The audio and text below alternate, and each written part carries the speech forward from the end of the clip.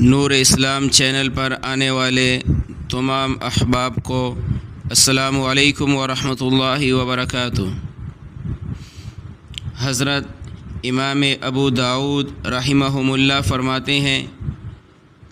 میں نے نبی کریم صلی اللہ علیہ وسلم کی 5 لاکھ احادیث کو جمع کیا اور انہیں لکھا۔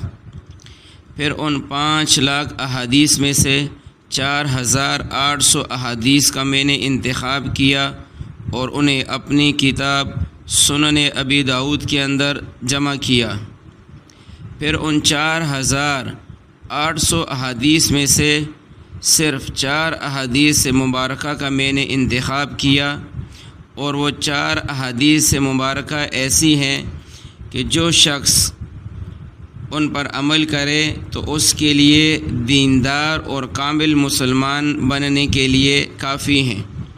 وہ 4 احادیث مبارکہ یہ ہیں۔ حدیث نمبر 1، جناب نبی کریم صلی اللہ علیہ وسلم نے ارشاد فرمایا، اعمال کا دار و مدار نیت پر ہے،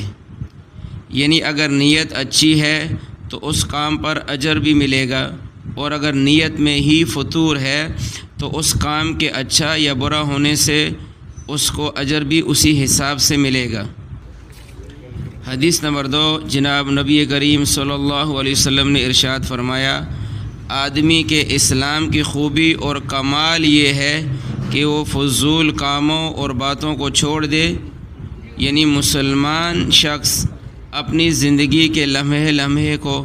اللہ اور اس کے رسول کریم صلی اللہ علیہ وسلم کے بتائے ہوئے تعلیمات کے مطابق گزارے، نہ کہ فضولیات میں زندگی کو گزار دے۔ حدیث نمبر 3، جناب نبی کریم صلی اللہ علیہ وسلم نے ارشاد فرمایا،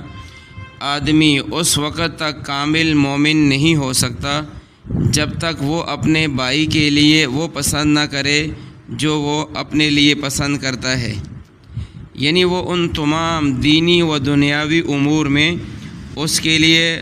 خیر اور بھلائی کا جذبہ رکھے کہ جس میں اس کے بھائی کا فائدہ ہو، اور برائی اور برے کاموں سے اس کو بچائے۔ حدیث نمبر 4،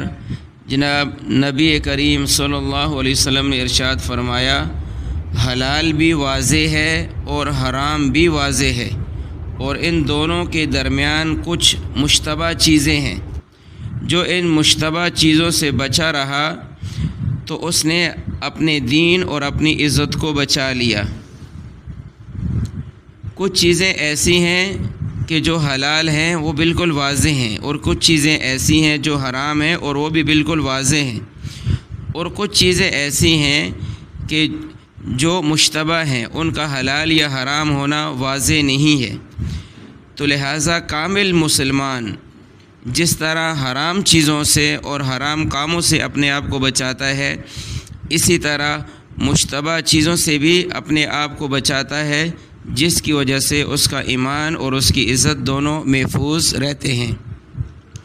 اللہ تعالی ہم سب کو ان باتوں پر عمل کرنے کی توفیق عطا فرمائے، اور اللہ تعالی ہم سب کو کامل مومن اور مسلمان بنائے۔ آمین ثم آمین۔